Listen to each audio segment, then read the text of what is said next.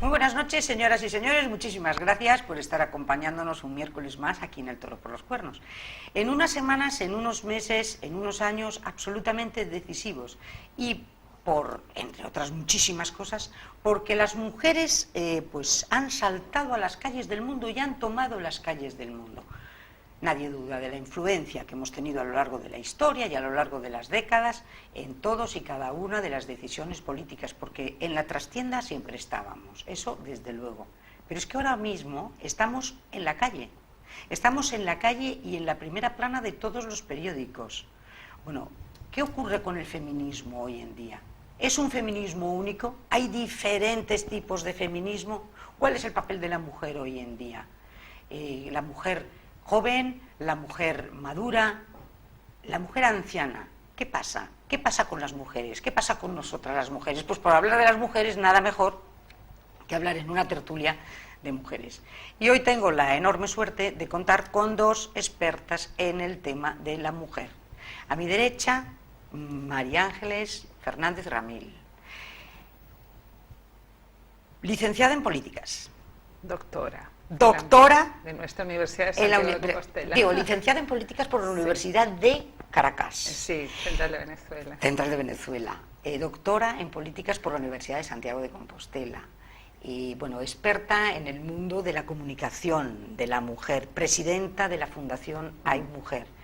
1.000.000 de gracias, María, por estar aquí. Te lo agradezco mucho porque tu voz es una voz autorizada, aparte de todas las colaboraciones que haces con el Correo Gallego, con El País, o sea, puntera en defensa de la mujer. Llevo años en este tema de la mujer, sí. Mucho tiempo. Y colaboradora también con el gobierno de la señora Bachelet, ¿verdad? Sí, trabajé año y medio en el segundo mandato de la presidenta Bachelet, sí, porque viví 32 años en Chile.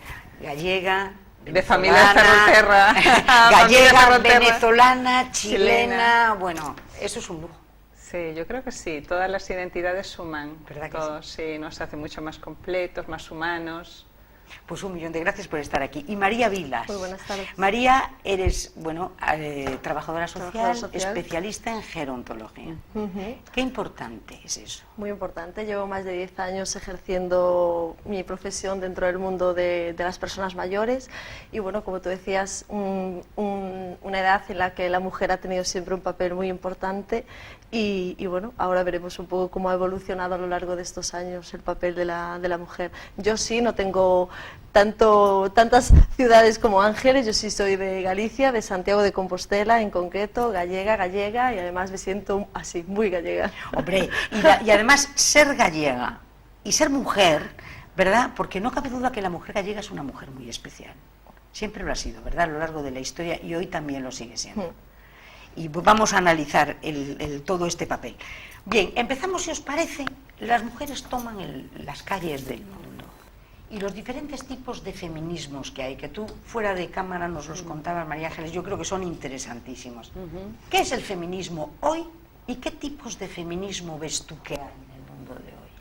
Bueno, en primer lugar, efectivamente, lo que vemos hoy día es una presencia masiva de las mujeres en las calles del mundo, en distintos lugares, en algunos países con mayor intensidad que en otros. Es una presencia muy visible, muy evidente y yo añadiría un calificativo, indignada. Las mujeres salen reclamando, indignadas, ¿no? Eso por un lado. Por otro lado, lo que vemos además en el mundo globalizado, por lo menos en este lado del mundo occidente, un clima social favorable a los temas de la igualdad de género. O sea, está instalado ese... Y claro, todo el mundo dice, bueno, lo que estamos viendo en el fondo representa una especie de revitalización del feminismo.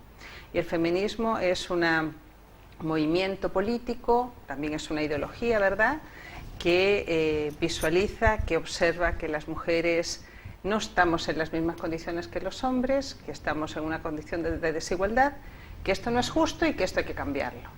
Así, para decirlo de manera resumida. Y bueno, desde que el feminismo existe, ha experimentado oleadas y también hay distintas, digamos, facetas o distintas áreas dentro del feminismo. Entonces, de repente, cuando uno ve las noticias, que hoy día este tema está tan en boga, gente que se reivindica feminista a sí misma y le dice a su interlocutor, tú no eres feminista, como reivindicando un mejor estatuto del feminismo. Yo siempre cuando veo eso digo, oye, pero si no hay un solo feminismo absoluto, puro, redondo y comprensivo, sino que hay distintas escuelas o distintas facetas dentro del feminismo. Tenemos el feminismo liberal, tenemos el feminismo, si tú quieres, de corte más marxista y socialista, y un feminismo más radical, ¿no? Y lo que yo sí siento es que a lo mejor estas tres vertientes del feminismo en algún minuto, partiendo de interpretaciones acerca de por qué las mujeres estamos en una situación de subordinación son distintas, habían logrado coexistir muy bien. Y hoy día, por lo menos a la luz de lo que vemos en España, que es uno de los países occidentales donde esto está más intensamente instalado, vemos que de repente se paran en algunos programas, en algunos espacios públicos, mujeres que se reivindican a sí mismas más feministas que su interlocutora. Hay una especie de campeonato de feminismo, es ¿no? verdad. Sí. No, yo no, tú no eres feminista y te niegas esa condición. Entonces lo vimos muy fuertemente para la la conmemoración del 8 de marzo, que es el Día Internacional de la Mujer, que en España tuvo una expresión muy fuerte, muy masiva. En general todas las mujeres salen, es una fecha que se conmemora en todos lados, pero en España fue particularmente sintomática y ahí hubo una disputa entre distintas fuerzas políticas a nivel nacional, donde a ver quién era más feminista y quién era menos feminista, cuando en verdad yo creo que todas las visiones pueden coexistir dentro de un mismo marco de respeto, tolerancia y apoyo mutuos, ¿no? No se trata aquí de ver quién es más feminista que el otro. Pero cada uno de esos compartimentos estancos del feminismo es diferente. Sí, porque unos son más respetuosos que otros. O sea, yo veo, por ejemplo, es que hay algunos, es lo que dices tú, o sea, que te están excluyendo ya del debate. Entonces, si no piensas, es ese pensamiento único que pretende dogmático. imponerse. El dogmatismo que hay hoy día en el mundo también ha percolado el feminismo, y entonces hay un feminismo, no voy a ser cuidadosa, un feminismo un poquito matonesco, por decirlo de alguna manera, ¿no? Y eso, la verdad, que entre la suma y la resta no ayuda a la causa de las mujeres. ¿A ti qué te parece que serían las características de cada uno de ellos? Por ejemplo, el feminismo liberal.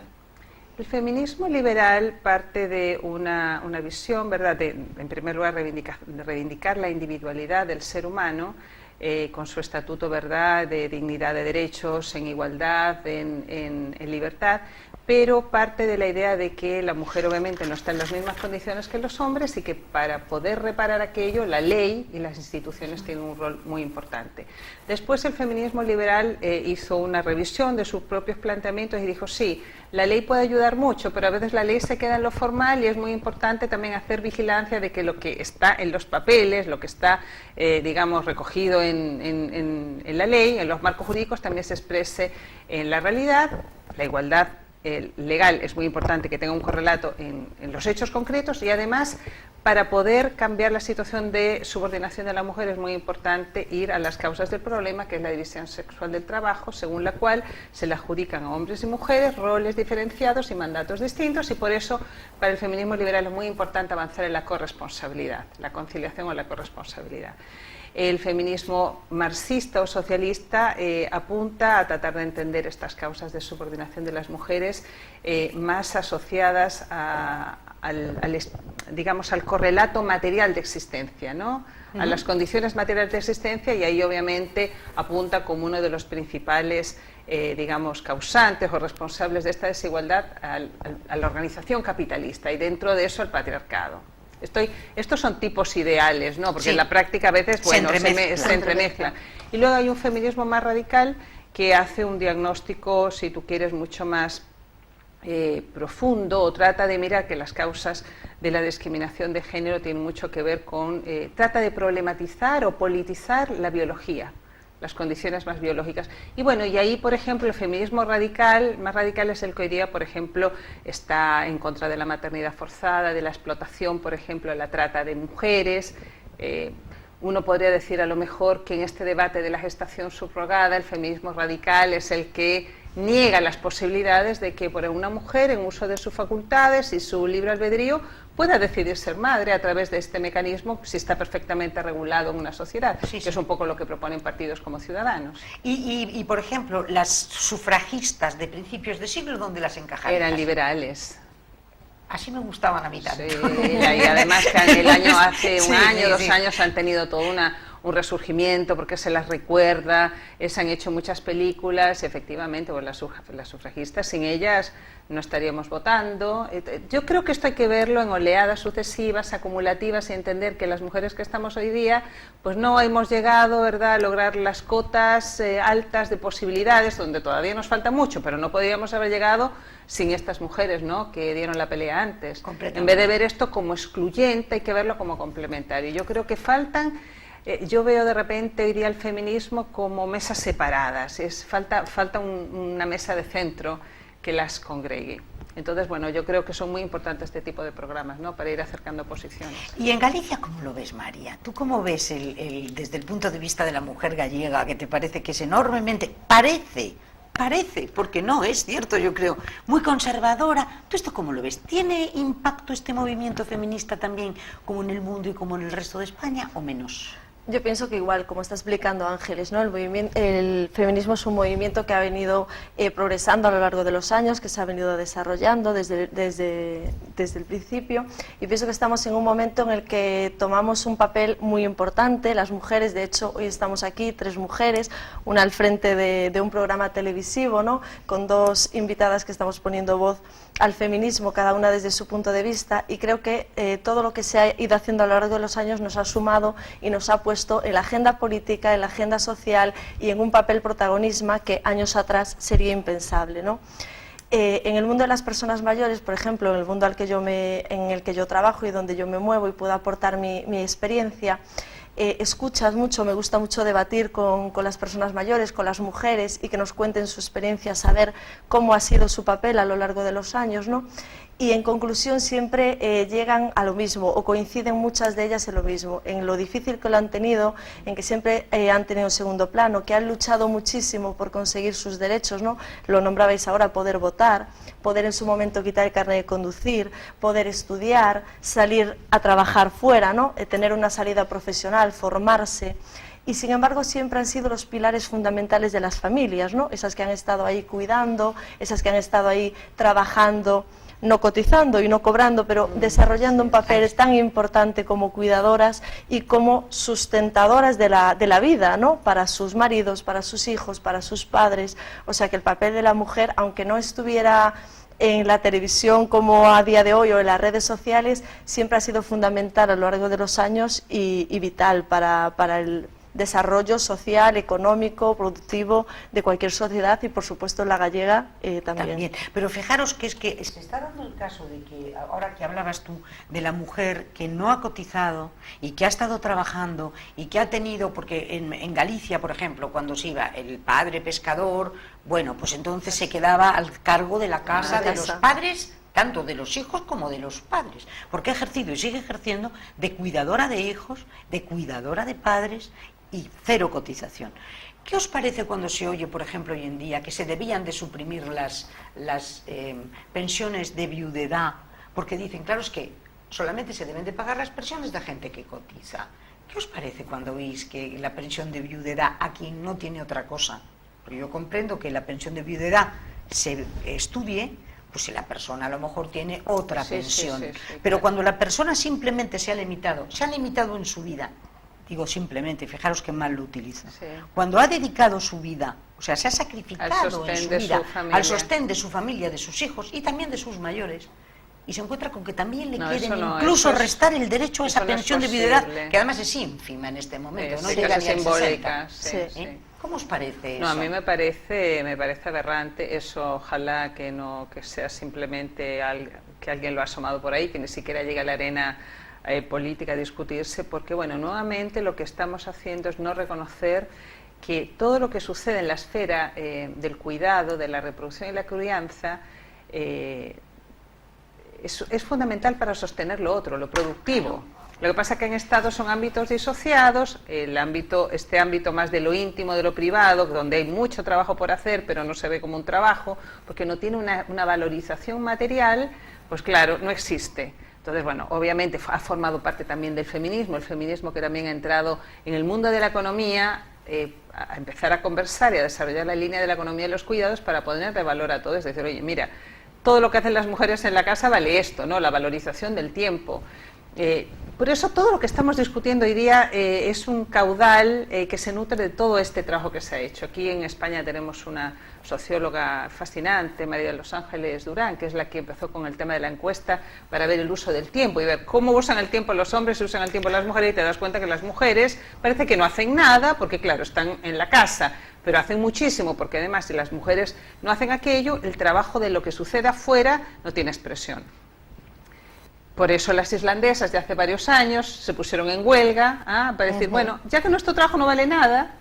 Yo a veces cuando estaba en Chile iba a la televisión también decía, ¿por qué no hacemos una huelga de brazos caídos? Claro, si no ese vale día, nada, no hago nada. No hacemos. Claro, y ya que fregar los baños es tan prestigioso, que vayan los hombres a fregar los baños, ¿no? O sea, yo creo que todo esto ha sido como una sensación acumulativa de hartazgo sucesivo que se ha ido dando en distintas partes del mundo y que hoy día, fruto de la globalización, las redes, toda esta, digamos, posibilidades enormes que tenemos de comunicación inmediata y simultánea, ha hecho que esto se vea como una tromba de agua, metida en un tsunami, y no va a parar, no va a parar. O sea, claro que han sucedido cosas en el mundo, como fue el ascenso de Trump, que de alguna manera gatillaron algo que yo creo que estaba ahí latente, Pepa. Yo creo que estaba ahí porque llegó Trump, un señor absolutamente obsceno, ¿verdad?, en su trato con las mujeres, además su fana de ello. Y bueno, llega ahí, las norteamericanas han salido a la calle con la marcha de las mujeres en Washington, y después vino el movimiento Me Too, y después todo lo que ha venido, ¿no?, que ya nos es mucho más cercano, con el 8 de marzo, acá en España vino después la manada, que la manada también ha sido un hito fundamental. En muy poco tiempo han pasado muchas cosas que le han puesto luz a esta situación de la cual estamos hablando. Por tanto, además en España el tema de las pensiones es capital, y sería, pero garrafal, que eso que tú estás diciendo, que las pensiones de viudedad, sobre todo para personas que no tienen otra cosa y que se la han currado toda la vida, se las eliminara. Sería terrorífico, porque es que además en este momento están en el 50 escaso, o sea que están en el 50 y como mucho en la nueva ley me parece que van al 56, no llega al 60, o sea, sigue siendo muy poco, de pensiones muy bajas, que a mí muchas veces que cuando hablando de pensiones te dicen, no, hombre, es que no, porque tiene que estar la pensión perfectamente en concordancia con lo que ha cotizado la persona. Y entonces yo digo, bueno, pero daros cuenta que Extremadura y Galicia son las comunidades autónomas españolas más bajas, que tienen más bajas las pensiones. Y te dicen, bueno, claro, porque no han cotizado. Y yo pregunto, ¿no han cotizado? Porque toda la industrialización del país durante 80 años se ha llevado al País Vasco y a Cataluña, Cataluña, los que más se quejan hoy día. Y sin embargo el gallego ha cogido su maleta y se ha marchado a Chile, a Uruguay, a Perú o a Venezuela. O a pescar, y las mujeres se quedaban aquí sosteniendo esas familias, esas casas, haciendo verdadera gestión económica en sus hogares para salir adelante. Y es más, lo que estás diciendo ahora de las pensiones, hoy en día a nadie se le escapa que con la crisis los pensionistas, las mujeres y los hombres han sido sustentadores de sus propias familias. Hombre. O sea que es vital esa economía de hijos y nietos, colaborando en los cuidados del hogar, en los cuidados de los hijos y de los nietos, en el cuidado de las casas, o sea que y ha sido lo que ha mantenido a flote esta época de crisis a muchas familias, ¿no? Yo recuerdo que hace unos años había mucha gente en residencias, en centros de mayores, y llegó, cuando fue el boom de la crisis, la gente empezó a volver para sus casas a los mayores que estaban en residencias y en centros, porque hacía falta esa pensión en los domicilios para sostener la economía familiar. Entonces la gente dejó de usar esas plazas que tenía y se fue para su casa para ayudar a sus familias. O sea que han sido héroes antes, héroes durante, y siguen siendo héroes a día de hoy, ¿no? Las personas mayores, especialmente las mujeres, y especialmente aquí en Galicia. Sí, es que es verdad, visto así, o sea que eso me lo habían comentado, pero tú que eres una experta en esto, es cierto, se iba la gente de las residencias, fíjate tú, porque se necesitaba la pensión del abuelo o de la abuela para poder sustentar. Esto ha sido dramático. Es dramático, y pues la otra vez vi en un diario de cobertura nacional que decía el perfil de la persona más pobre en España. ¿Cuál corresponde? Mujer pensionista y gallega. Mujer pensionista y gallega es la persona más pobre de España. Y cuando nos dicen y alaban la gestión fenomenal que se está haciendo por parte de la Xunta, ¿vosotros qué pensáis? Porque cuando yo veo muchas veces, ¿no?, lees el periódico y entonces, sin ir más lejos, ahora ha estado Núñez Feijóo muy en primera línea, sí, sí, porque de repente dicen, que sería un poco el delfín, aquí diríamos el golfiño, el golfiño que nunca fue, pero bueno, el golfiño que se quedó en la puerta del horno. Se quedó en la puerta del horno, pero te lo ponen como paradigma de gestión. Pero viendo lo que vemos, ¿es que en realidad se está haciendo una gestión tan buena? ¿O es que aquí tragamos con todo lo que nos den y decimos amén, amén, amén? ¿Cómo veis vosotros al gallego? Es tremendamente... Es que yo creo que en primer lugar no hay...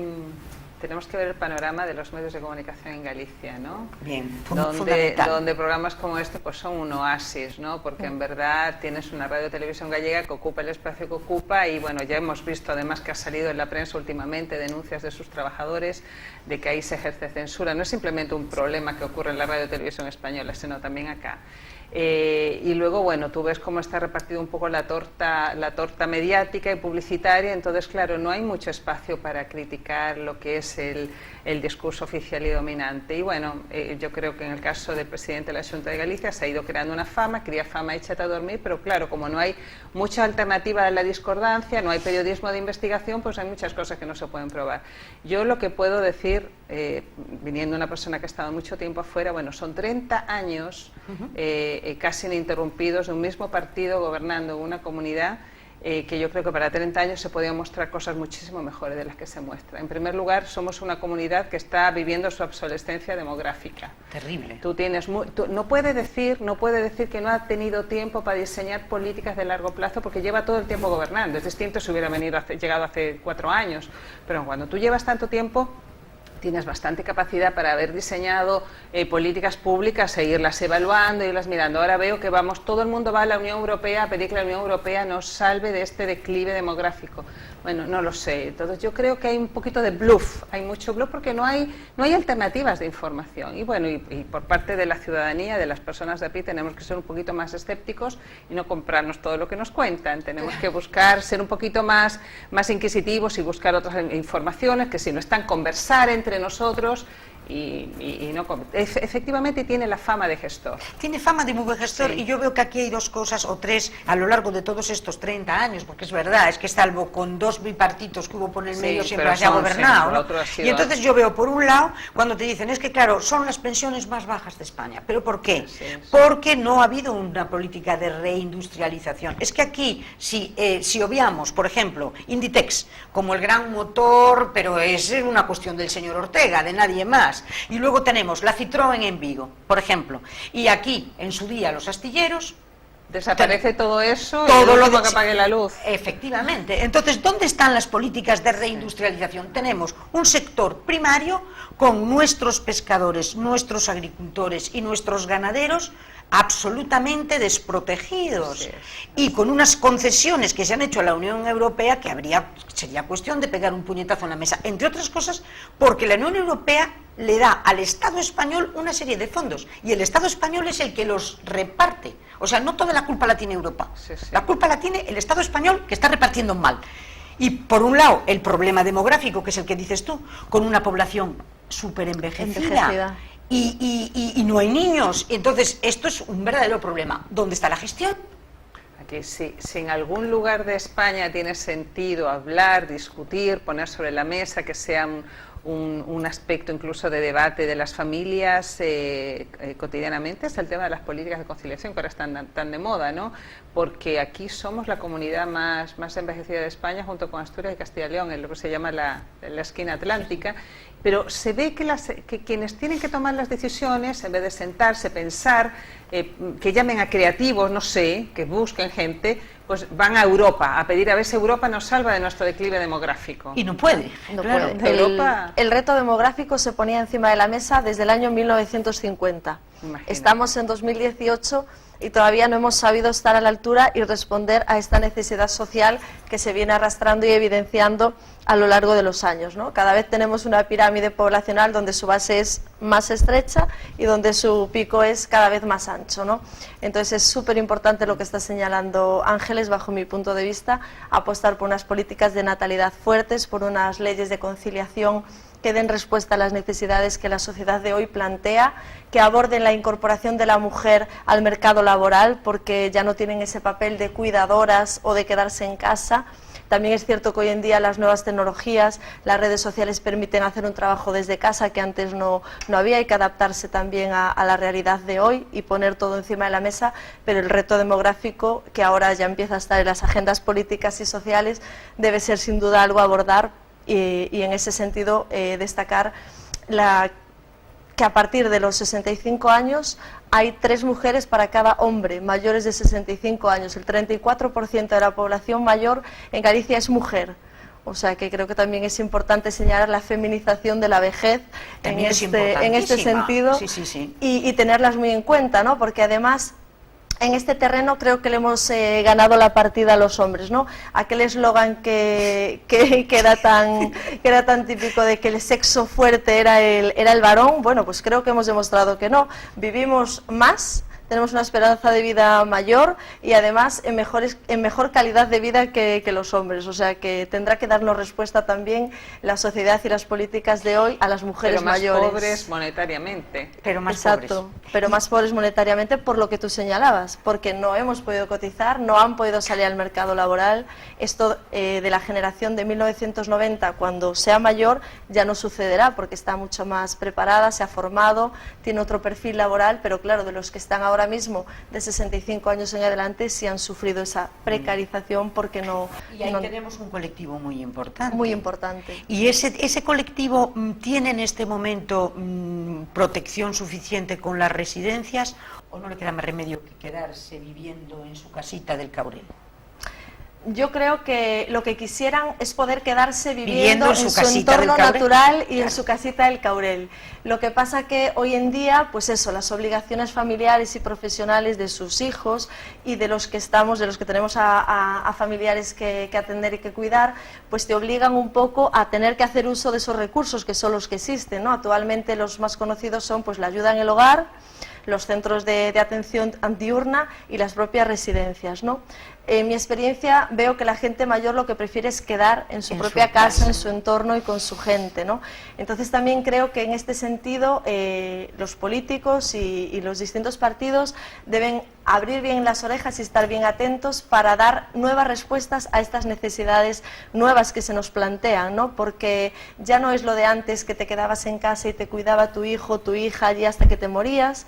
Tampoco es esta respuesta que ha habido hasta ahora de que, bueno, pues se va a una residencia o se va a un centro y ya es suficiente. No, la gente mayor empieza a ser exigente y a querer que se den respuestas a sus necesidades. Hay un cambio de paradigma, lo estamos notando dentro del sector de la gerontología. La gente mayor cada vez es más exigente. La llegada de la ley de autonomía personal y atención a las personas con dependencia, que se resume en dependencia, pero a mí me gusta más apostar por la autonomía personal. La gente mayor es cada vez más exigente, exige sus derechos, reivindica sus derechos, que se les escuche, y pienso que ellos prefieren tener otro tipo de recursos más próximos a su entorno natural y no la institucionalización que era la respuesta que hasta ahora ofrecía la sociedad. ¿Y eso se podría hacer? Sí.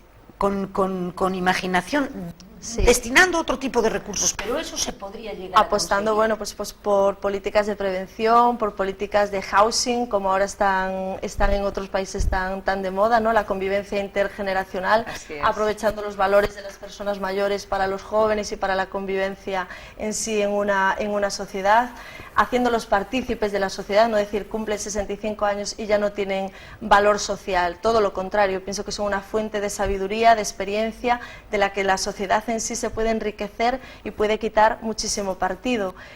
Centros sociales donde puedan convivir con gente de otras edades, compartir experiencias, hábitos de vida saludables, un envejecimiento activo, ¿no? Que ahora se habla mucho en este sentido, pues ponerlo principalmente en el foco y hacer políticas que lo favorezcan y que realmente den esas oportunidades, ¿no? O sea, sería posible con un poco de imaginación, con un poco de interés, cambiando un poco el paradigma. Yo creo que hay que cambiar el paradigma, no solamente el mindset, lo que tenemos en la cabeza, sino también la manera como se toman las decisiones en política pública, porque por ejemplo mientras yo os escuchaba y estábamos hablando del declive demográfico, inmediatamente me acordé de una figura que creó el gobierno del Partido Popular, el comisionado para el reto demográfico. Nadie sabe nada de lo que ha hecho Y estos comisionados, a mí me encantaría, aprovecho ya, aunque nos estamos saliendo un poco del tema, que antes de seguir generando comisionados, que además le suponen un costo al país, evaluáramos los comisionados previos, porque el actual gobierno acaba de crear nada más ascender un comisionado para el tema de la pobreza infantil y un comisionado para el logro de los objetivos de la Agenda 2030, ¿no? Los de Naciones Unidas. Y vamos creando comisionado tras comisionado y los problemas siguen sin solución, sin ser enfrentados, ¿no? Sí, es verdad. Entonces, hay que poner... problemas de esta naturaleza no se van a solucionar con un comisionado. Yo creo que no, yo creo que es con un poco de sentido común, pero mira, ya saliéndonos totalmente del tema, porque este programa siempre es anárquico. Si no fuera anárquico no sería este programa. Pero ahora mismo ya saliéndonos del tema y entroncando con lo de Galicia, es verdad, montones de pequeñas aldeas que se están desertizando, ¿no? Sí. Se están quedando solas. Y yo pensaba todos estos días con toda la avalancha de todos estos refugiados. Y yo decía, si nosotros, gracias a Dios, tenemos un país amplio, grande, donde hay montones de pueblos, ya no te digo en Galicia muchísimas aldeas, pero también en Castilla y León, y también en La Mancha, es decir, cientos de pueblos que tú pasas y los ves que son 2, 3, 4, 5, 15 casitas y que están totalmente abandonados. La España vacía, de Sergio del Molino, ¿no? La España vacía, la España rural vacía. ¿No sería también cuestión de empezar a pensar con toda esta emigración que nos están regalando? Porque toda la emigración hay veces que es un regalo. Es un regalo en el sentido primero de que gracias a Dios podemos nosotros ayudarlos. A gente que viene muchas veces desesperada. Y todo eso siempre es el que te den la posibilidad de ayudar, también es un lujo, ¿eh? Pero al recibirlos, en vez de tenerlos, ¿no podríamos organizar una serie de enclaves en las aldeas gallegas, de recibir a 7, 8, 10, 12 y que se instalaran allí y que y que convivieran con la gente que se quiere quedar allí? ¿No sería interesante ese tipo de cosas? Claro, hay que pensar, yo creo que así como vamos y como se viene la ola de refugiados, porque ya vemos que Europa va a tardar un poquito en ponerse de acuerdo, y España, a raíz de la decisión del Aquarius, pues ha mandado señales, sí, a este mercado del tráfago de refugiados, en que es un lugar deseable. Entonces van a venir más para acá, hay que pensar inmediatamente en políticas así. Ahora, lo que pasa es que también tenemos jóvenes gallegos que se nos van, porque aquí no hay horizontes. Se nos están viendo, entonces, claro. Por un lado se nos van nuestros jóvenes y por otro lado, bueno, sería deseable acoger a estas personas, pero ¿en qué condiciones? Podemos recibirlos, pero para que estén en condiciones paupérrimas no es la idea. Efectivamente, y los otros que no se nos vayan y se nos están yendo. Bueno, todo es un problema. Pero entonces vamos a volver a Estados Unidos, vamos a volver a Trump, vamos a volver al Me Too. El Me Too, bueno, sí, fue un hito. A ver, es una sacudida. Es una sacudida que tiene sus bemoles, ¿no? Tiene una sacudida, es una catarsis, ¿no? Una catarsis que surge además en el corazón de Hollywood, muy amplificada a través de los medios de comunicación, que además ha tenido su expresión latina en Cuéntalo, ¿no? También, acordémonos a raíz de la manera, porque eso también llegó a América Latina. Pero además, antes del Me Too, en América Latina, el año pasado, antepasado, hubo un movimiento que se llamó Ni Una Menos, a raíz de todos los femicidios. América Latina es el continente donde hay más femicidios y más violencia de género contra las mujeres. Entonces, a veces uno dice, ¿dónde surgen estas cosas?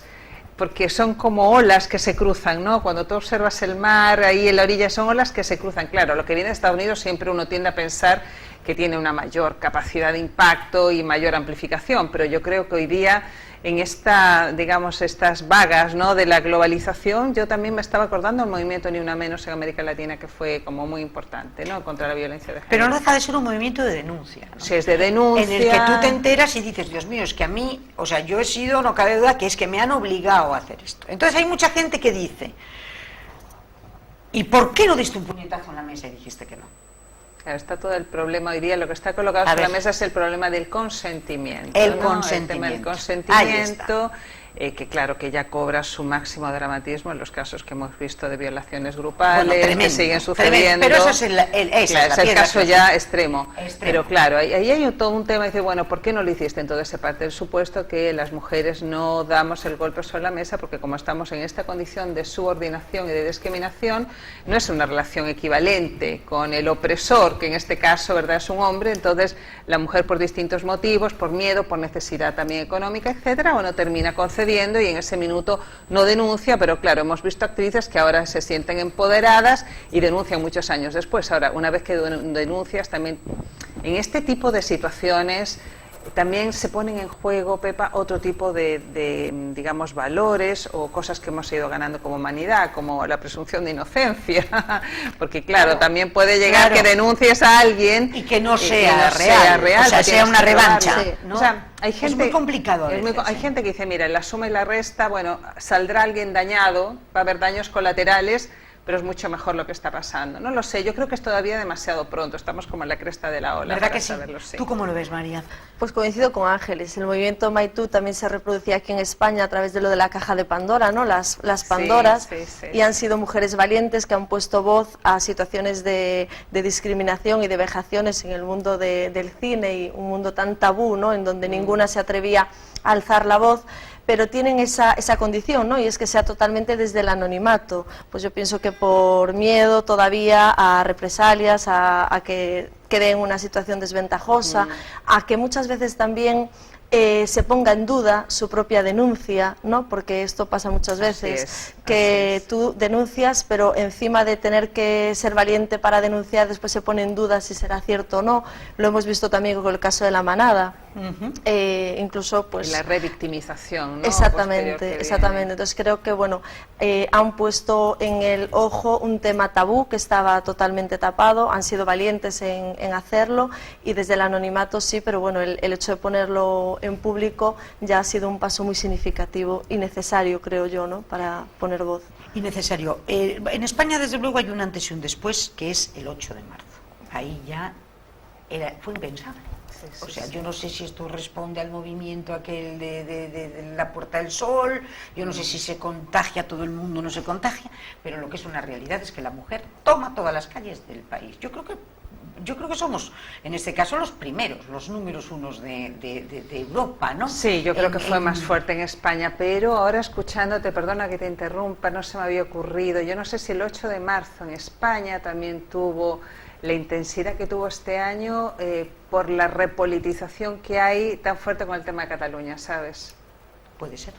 Sí, yo siento que algo hay ahí, no lo puedo probar. ¿Te parece? Es una sensación, ¿Te parece? sí. Sí. Porque está todo muy conectado, sí, yo siento que sí. Además también vino el 8 de marzo, después, bueno, además recuerdo que el 1 de enero fue muy importante la decisión que tomaron en Islandia, de por ley.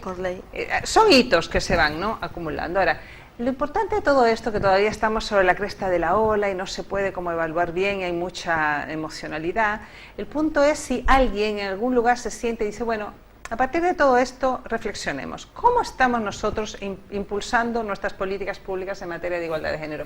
Yo no he visto nada en ninguna parte, no he visto que aquellos actores dentro de la maquinaria, las maquinarias estatales, bien sea a nivel nacional, bien sea a nivel autonómico, bien sea a nivel local, digo, oye, paremos un momento, todo esto puede ser un llamado de atención, estamos haciendo las cosas bien, las estamos haciendo medianamente, las estamos haciendo mal, estamos gastando demasiado dinero, ¿cómo estamos gastando nuestro dinero? ¿Por qué la violencia de género no cede?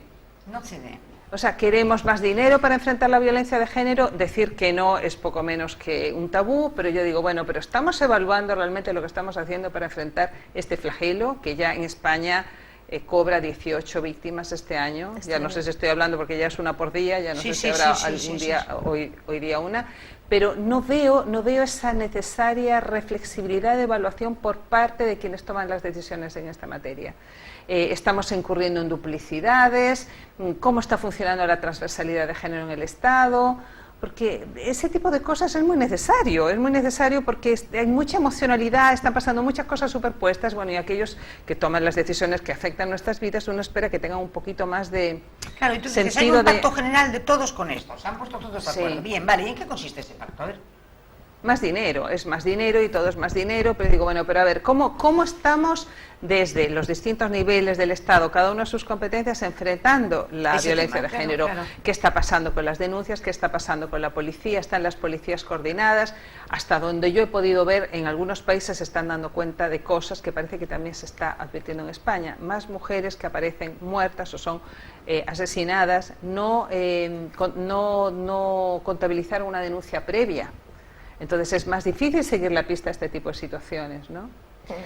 Tienes, incluso la otra vez salió una información muy interesante, países que llevan años trabajando con políticas de Estado continuadas y consistentes, sistemáticas en materia de género, por ejemplo, tienen índices de violencia grande, de violación grande, como el caso de Suecia.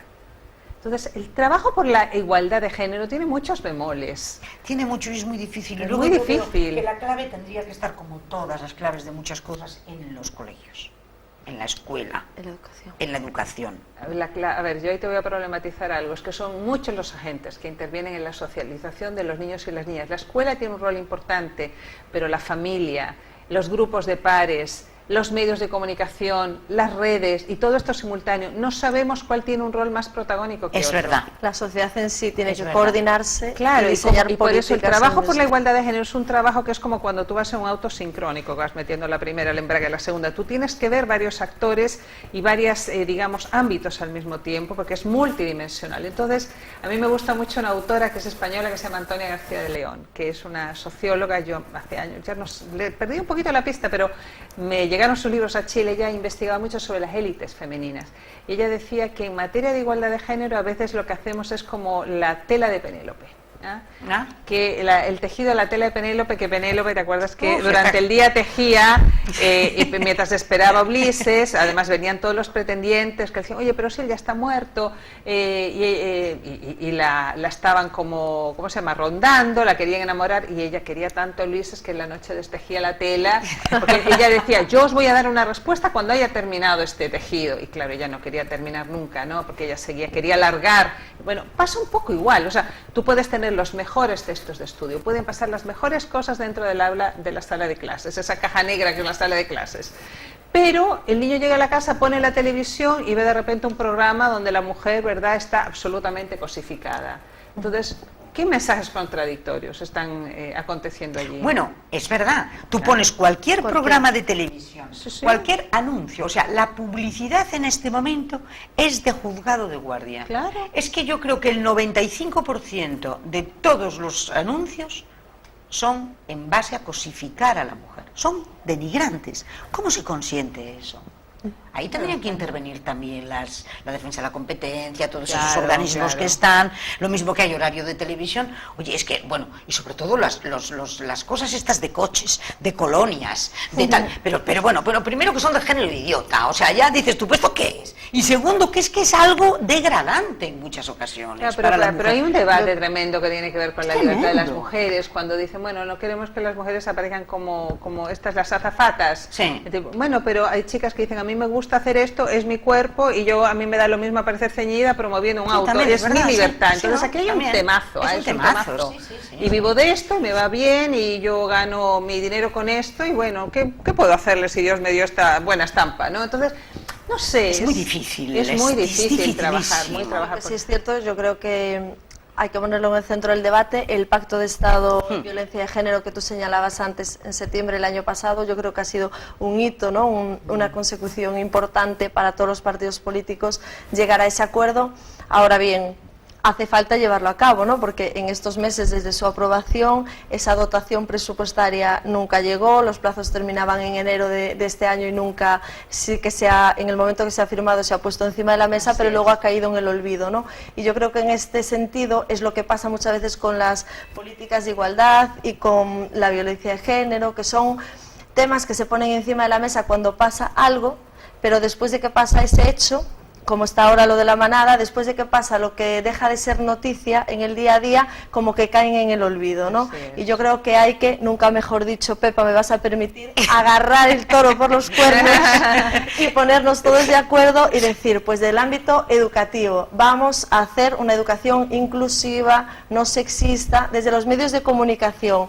Vamos a regular que los anuncios pues no tengan contenido de cosificación para la mujer, que no sean sexistas. Desde el ámbito político, pues vamos a legislar con políticas, con normas, con leyes que favorezcan esa igualdad, ¿no? Pues lo que pasaba en Islandia. Vamos a romper con la brecha salarial con esta norma para que todas las empresas tengan en cuenta que por el mismo trabajo tienen que cobrar igual mujeres y hombres y se obligue de alguna forma a llevarlo a cabo, ¿no? Y pasarán años, porque esto no se cambia de un día para otro tampoco, en que esa conciencia social y en el que ese trabajo de todos los agentes sociales generen una masa social pues que sea sensible con este tema y que esto ya no tenga que estar en el centro del debate, sino que hayamos superado de una vez y podamos cuantificar que las medidas han sido efectivas y reales. Según el índice de brecha de género del Foro Económico Mundial, nos faltarían 100 años para llegar 100 años, lo he leído. ¿Quién está dispuesta a aguantar tanto? No lo veremos.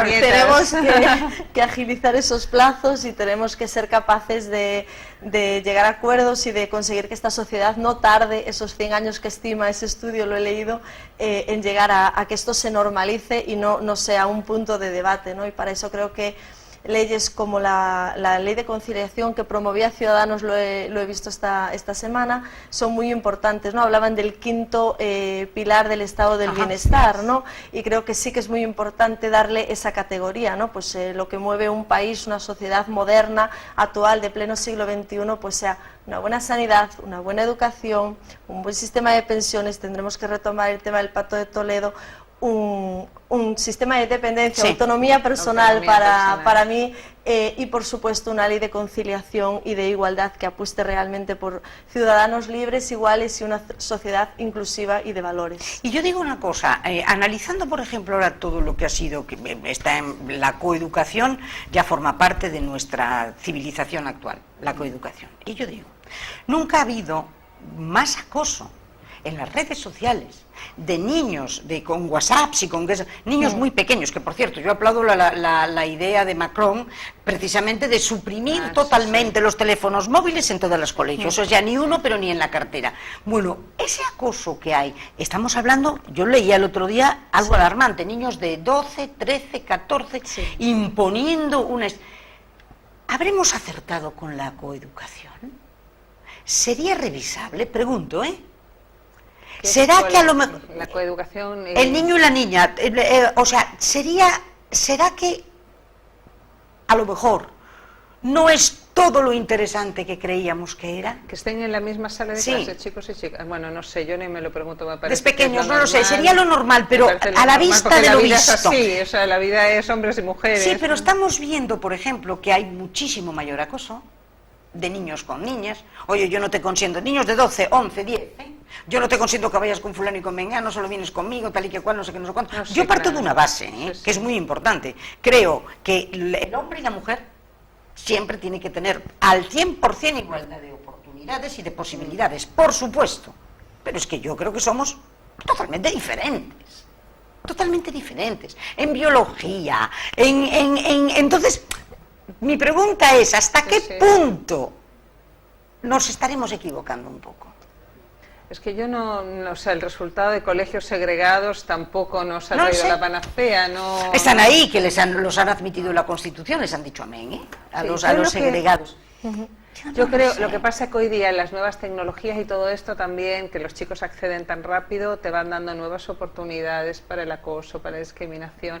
Y también vemos, por un lado, el otro día yo lo puse por Twitter, las mujeres que han logrado deshacerse o desasirse de lo que era la tutela del padre, del marido, de la pareja o del hermano, y hoy día muchas claman por la tutela del Estado.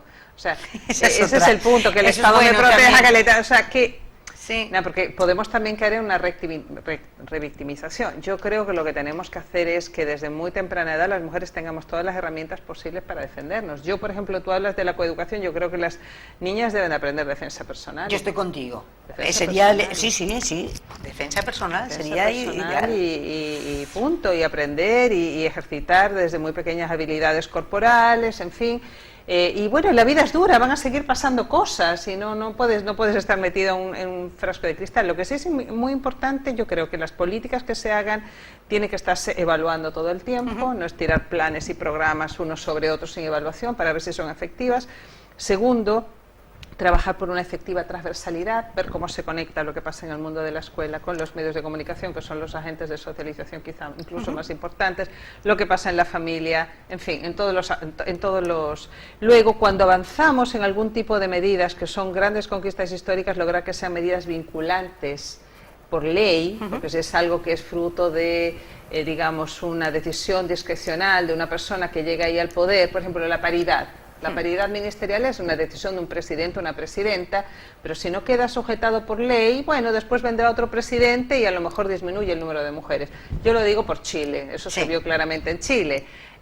Aquí ahora estamos en la cresta de la ola porque aquí estamos con un menudo gobierno. Claro, pero el día de mañana puede venir un presidente, incluso una mujer presidenta que no ponga tantos. Entonces, claro, está muy sujeto a la voluntad personal y no. Entonces es muy importante las medidas vinculantes. Lo vimos con la crisis, Pepa. España ya tiene su ley de igualdad del año 2007. España estaba en ese minuto debutando, ¿verdad?, desplegando el cuarto pilar que nos recordaba María, la ley de dependencia, y vino la crisis. Eso fue, pero terrible, porque hubo que ajustar el gasto, y con el ajuste del gasto las mujeres y los niños primero, como cuando hay un naufragio. ¿Por dónde se empieza a recortar? Todo lo que es violencia, todo lo que es los más vulnerables. Entonces tú sientes ahí un retroceso. De hecho, estaba yo revisando unos datos que muestran que, a pesar de que se ha ido recuperando la economía, los niveles que había de presencia de mujeres en los directorios de empresas antes de la crisis todavía no se recuperan. No me digas. Así te digo. No se han recuperado. No se han recuperado. Entonces, pues te digo, es muy importante que aquello que se vaya logrando, ojalá lo dejemos bien amarrado en leyes, porque claro, esto es como que avanzas y después viene cualquier crisis. Nunca se corta el gasto en defensa, no, siempre los temas, pero siempre este tipo de temas son temas menores. O sea, ¿cómo logramos para que estas preocupaciones, que además hoy día se están instalando como un clamor social, no sean, por un lado, temas coyunturales, no sean temas instrumentalizados por los partidos para hacer gestos y quedar bien para la galería, sino que sean temas tan sustantivos en una sociedad como es la defensa o la economía? Sí, desde luego. Sí, porque en protección y en dependencia se notó una barbaridad el recorte, no llegaba el dinero para nada. No, la verdad que se ha quedado corto, sobre todo en la época de crisis, y mucha gente que quedaba a las puertas de recibir esa ayuda, de valorar, las ayudas no eran suficientes, o sea que la crisis ha azotado directamente a una ley que se ha puesto en marcha, que ha sido un paso adelante porque ha supuesto el reconocimiento de un derecho social, lo cual es un paso importante, pero no ha estado dotada de la parte presupuestaria necesaria para llevarlo a cabo, por lo que está diciendo Ángeles, porque siempre se recorta en esos aspectos. Y lo mismo pasaba con el Pacto de Estado en materia de violencia de género. Es que la dotación presupuestaria en políticas sociales, bajo mi punto de vista, debe de ser una inversión social y no un gasto. Claro. Cuando eso sea así, pues seguramente las políticas estén preparadas para generaciones y no para legislaturas, que es lo que venimos desarrollando en los últimos 40 años, ¿no? Tanto en educación como en sanidad, como en justicia, como en dependencia. No se desarrollan leyes, no se prepara la sociedad, no se hacen planes educativos para generaciones y mirando al futuro, ni a la sociedad, ni adaptándose a las nuevas realidades. Se hacen para ganar elecciones. Claro, y entonces así no se construye un modelo de sociedad de España, de Galicia, de futuro, sino que se hace pues eso para los próximos 4 años, para ver si me votan a mí o te votan a ti. Y eso yo creo que es lo que ha hecho fracasar una y otra vez la evolución en España. Falta una idea de Estado, una idea de diseñar un Estado cada vez mirada más larga, una mirada larga, sobre todo en políticas claro, como el tema, lo del declive demográfico. A lo mejor hay políticas que pueden estar sujetas al ciclo electoral, no lo sé. Siempre uno quiere políticas de largo plazo, políticas de Estado, lo que llaman pactos de Estado, ¿no? Aquí tú ves en el debate que todo el mundo dice, se necesita un pacto de Estado para esto, se necesita un pacto de Estado para lo otro. Y digo, bueno, si se necesita un pacto de Estado para todo, no se necesita un pacto de Estado para nada. O sea, ¿para qué es importante un pacto de Estado y cuándo no es necesario? Pero sí lo que está claro es que aquí, bueno, producto de la crisis, entró en una dinámica donde lo urgente ha dejado de lado lo importante. Y volvemos al tema del declive demográfico. O sea, porque va a llegar un momento que los políticos tan preocupados del ciclo electoral no van a tener gente que vote por ellos. Claro, porque efectivamente va a llegar un momento en que ya estás pinchado completamente. Bueno, pero yo decía, por ejemplo, una cosa, es curioso, porque ¿cómo no va a haber diferencias y cómo no va a haber discriminaciones entre la mujer, el hombre y todo esto? Si en este momento, dentro de España, dentro de la propia España, hay españoles de primera, de segunda, de tercera y de cuarta. Es que por autonomía somos diferentes. Yo el otro día leía precisamente una iniciativa de Ciudadanos que hablaba de la tarjeta única de la Seguridad Social para toda España. Pregunto, ¿cómo es posible que se le haya echado abajo eso? Que no es impensable. O sea, si yo, da igual que esté en Santiago, que esté en Cuenca o que esté pasado mañana en Melilla. Bueno, pues algo tan obvio no se ve. O sea, tú puedes sacar una tarjeta europea, Es que sanitaria europea, en España que te no. vale por Europa, y aquí somos distintos ya cuando cruzan. España se ha llenado, como dijo una mujer que no recuerdo su nombre ahora, pero es la presidenta de la Real Academia de la Historia, España se ha ido llenando de aduanas interiores. La verdad que me encantó la referencia, que es más que una metáfora, ¿no? Porque esto también afecta a las mujeres. Carmen Iglesias. Carmen Iglesias, muy bien, muy bien, muy bien. Carmen Iglesias, que es un fenómeno, una y mujer tenía increíble, toda sí. la razón. Claro Que que dice, sí. España se ha ido llenando, y veamos cómo este tema de la igualdad de género también cruza y establece diferencias entre las españolas. A mí no me cabe duda Ahí que está. las catalanas tienen condiciones diferentes, no voy a decir ventajosas, a las gallegas, a las extremeñas, a las castellanas, a las leonesas. Yo creo que totalmente diferente. Totalmente y las diferentes. vascas exactamente igual. Entonces ya estamos en que somos españoles y españolas totalmente diferentes. Así Hay es. unas ventajas allí que no tenemos Que no aquí. tenemos. ¿No? Y de entrada en las pensiones, que es a lo que yo voy, por la industrialización, porque aquí no hay industria, entonces ¿de qué vamos aquí? O sea que es un problemón. Y luego otra cosa que yo veo también que es un problema es el amparo a la persona que denuncia. Ah, sí. Porque aquí hemos animado a todo el mundo a que denuncie, y está muy bien que denuncie, pero yo voy a denunciar y a mí, ¿quién me protege? No hay protección de ningún Ese es tipo. el gran problema que vi yo, porque al ir a denunciar me he quedado a los pies de los caballos, porque entonces sí que tengo muchos más riesgos si yo denuncio, porque si tengo un loco en casa que me ve que encima he ido a denunciar, no te quiero imaginar lo que pasa, ¿no? No hay incentivos acá para... Y pasa para lo denuncia mismo, efectiva. ahora estamos contemplando todo el panorama terrorífico de la corrupción, cuando una ley, qué menos que sacar adelante una ley que proteja a la persona, al ciudadano que va a denunciar precisamente esas corruptelas. Pues no, tú tienes la gente que ha ido denunciando todos estos casos de corrupción y de mordidas, que se ha encontrado con unos problemas gravísimos. Fijaros la chica esta que denunció a los Puyol, que era amante de uno de ellos. Sí, Bueno, que era pues la... esta mujer está con protección policial, poco menos si no la tiene, y está pasándolo francamente mal. Sí. Y como esa, muchos más. Muchos más. Bueno, España, Entonces, saltamos al tema de la corrupción, pues mira, se pierden, entre comillas, al año cerca de 90.000 millones de euros, se desvían por algún lado, por algún boquete, por alguna rendija, se pierden. Y son dineros de los impuestos, que los que están viendo este programa pues los pagan religiosamente, y si no lo hacen la policía de Hacienda les queda encima. Entonces deberíamos ser en ese sentido mucho más exigentes como ciudadanos y castigar a aquellos partidos que no hacen todo lo que debieran, por ejemplo, para avanzar en ese tipo de medidas, ¿no? Una ley de protección del denunciante, porque si no el denunciante, ¿qué incentivo tiene? Ninguno. Claro. Es que se encuentra con que Se crucifica su vida. Si es que incluso pretendían al Falciani, ese, al de la famosa lista, Sí. pretendían mandarlo otra vez el que denunció todo, y menos mal que ahí Montoro, mira, fue una de las pocas veces que yo vi que funcionaba bien, cuando dijo, no, quieto, que nos ha ayudado mucho. Hombre, claro que ha ayudado una barbaridad. Entonces toda esta gente tiene que estar un poco protegida, y no está. No está.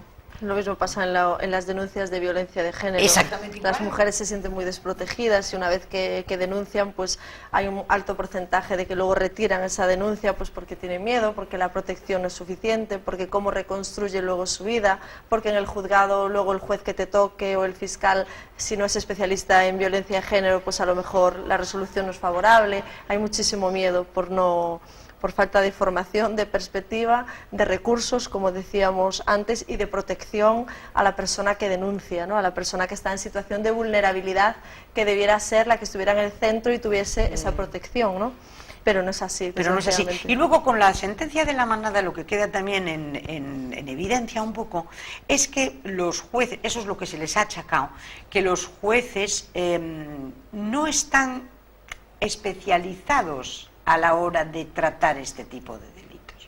Pero yo eso lo vengo observando en la judicatura española, y mira que hay veces que están funcionando bien en algunas cosas, sobre todo los de primera instancia, que a veces son auténticos héroes, porque han sido capaces de lanzar unos casos que luego cuando llegan a ya los tribunales superiores, que ya están un poco más puestos a dedo, qué gran carencia la de precisamente despolitizar la justicia, que es algo elemental, pero bueno, hay que hacerlo y además urgentísimo. Pero estos juzgados no están especializados.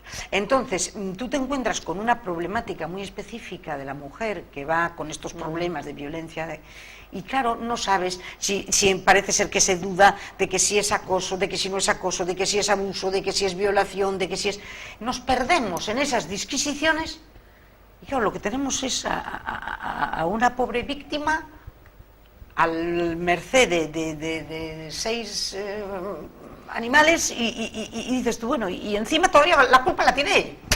Sí, y el problema es que parece que no es la única manada, hay varias manadas, punto uno, no es la única, o sea, no parece que no es una excepción, sino que es una práctica más habitual. Hoy día veía una chica, no sé en qué lugar también, y bueno, esto dejó en evidencia también un problema en Europa, porque estaba el convenio de Estambul y se vio que en ese convenio donde se asocia esta violación con consentimiento, con la falta de consentimiento, la figura del consentimiento, bien digo, había solamente 6 países que habían suscrito esto, o sea, un poco lo que dice María, o sea, estaba ahí hasta que no viene un hecho que genera una conmoción, que te digo, hasta en Chile ha generado. En Chile ya llevan 2 meses de tomas en las universidades, las jóvenes estudiantes universitarias, por denunciando el acoso, ¿verdad?, y el abuso sexual en las universidades, y fue muy gatillado por lo de la manada, un lugar que está en el otro extremo del planeta, ¿no?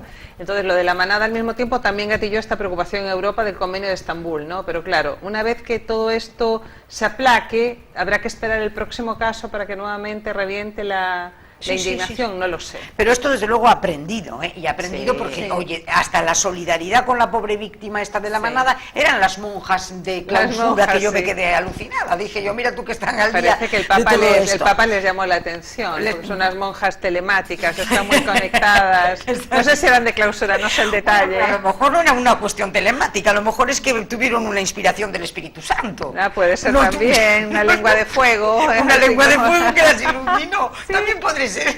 Puede ser, pero ellas estaban muy con ellas, mandaron su solidaridad, creo que por una red social. Es que por eso me llamó la atención, fue genial. Sí, inmediatamente, que esto pasó en los 2 días. Todos somos vosotras, digo algo así, bueno, fue yo creo que hay mucha más conciencia de estos temas, pero efectivamente, por lo menos del lado de lo que es la maquinaria del Estado, tiene que sentarse claramente, evaluar, ver la efectividad de porque yo no veo de ese lado, por lo menos no ha trascendido a los medios, que frente a esta demanda social, este desborde, que la gente sale a la calle está molesta por la brecha salarial, por este tipo de dictámenes judiciales, etcétera, etcétera, etcétera, que desde el aparato del Estado se diga, desde la administración, oye, mira, realmente vamos a reorientar nuestras políticas, vamos a hacer esto otro. No, yo no he visto, no se ha visto en la prensa. No se ve, si vamos a seguir con el mismo tipo de respuestas a estos problemas, pues bueno, vamos a encontrar estos problemas repetidos en un tiempo más. Es más, incluso llegamos a la paradoja de que ahora mismo Pedro Sánchez, el presidente de gobierno, desde que es presidente de gobierno,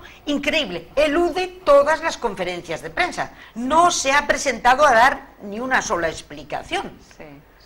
Hombre, si hablábamos del plasma y a todos nos hablábamos del dichoso plasma y que Mariano, el pobre, con el dichoso plasma, ahora resulta, otro vendrá, qué bueno te hará. Sí, es cierto. Será que otro vendrá, qué bueno te hará. Sí, qué rápido. Y qué rápido. ¿Cómo veis vosotros en este momento España funcionando ahora, tal cual, con el nuevo gobierno, con todo este terremoto que ha ocurrido en este mes, así a modo de ¿cómo lo veis? Bueno, yo creo que España lleva esta última legislatura demasiado convulsa y eso ha generado en toda la sociedad y en todos los movimientos una inseguridad social, una alarma que hasta ahora no había existido, ¿no? El tema de los cambios de legislatura, el tema de estas 2 votaciones, ahora este cambio nuevamente de presidente, creo que ha generado una incertidumbre social, una inestabilidad que hasta ahora nunca se había vivido en España, ¿no? También es cierto que la llegada de nuevos partidos han cambiado totalmente el panorama político español y esto también ha sido impactante, sobre todo para las clases políticas tradicionales, que yo creo que todavía están digiriendo este cambio social, ¿no? Pero todo ha mudado, el feminismo ha dado un golpe en la mesa, los tipos de familia han cambiado, el papel de las personas mayores exige más protagonismo y más derechos, la agenda política y social es diferente, o sea que tendrán, quieran o no quieran, que hacerse cargo de esta nueva situación y responder a estas circunstancias. Lo que no quiero pensar, como decía antes Ángeles, es que no se quede todo ahora, este nuevo gobierno, con todo este plantel de ministras y con el presidente en la simple intención, ¿no? Sino que vayamos más allá y realmente supongan cambios que sean positivos para los ciudadanos, porque al fin y al cabo es lo que estamos esperando después de tanto tiempo de inestabilidad y de que las políticas no respondan a las necesidades. Creo que hay que recuperar a la persona, ponerla en el centro de la acción, al ciudadano, y hacer políticas por y para las personas, que no está pasando. Yo lo que veo con todo esto que ha pasado, todo muy rápido, todo muy vertiginoso, esta nueva, la llegada de Pedro Sánchez al Ejecutivo producto de esta moción de censura, yo quiero creer que son los últimos, aquí estoy juntando deseos con realidad, ¿no?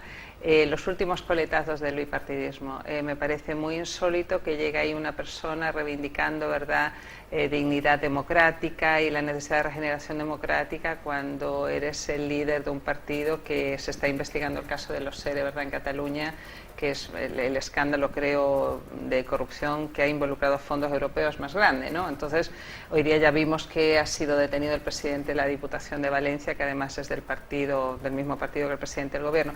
Yo quiero creer que son, por el bien de España, que son los últimos coletazos del bipartidismo, por un lado. Por otro lado, las señales que nos da el nuevo Gobierno me parece que es un, digamos, zapaterismo recargado, no veo nada muy distinto.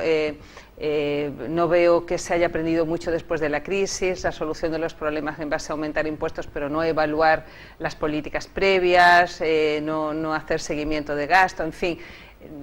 Quisiera yo pensar que a lo mejor hay un sector de la clase política no ha aprendido, pero sí que los españoles hemos aprendido y que más temprano que tarde vamos a exigir que no nos contentamos con todo esto que estamos viendo. O sea, ¿tú crees que somos hoy un poco más críticos? Quiero creer eso y además todo esto está sucediendo en un contexto donde España está siendo uno de los centros neurálgicos de Europa donde nuestra democracia liberal se está viendo enfrentada o desafiada por el nacionalismo y el populismo, ¿no? Toda Europa se está viendo enfrentada, pero particularmente España. Entonces los desafíos son mayores, lo que estamos llamados a ganar es mucho, pero también a perder es mucho.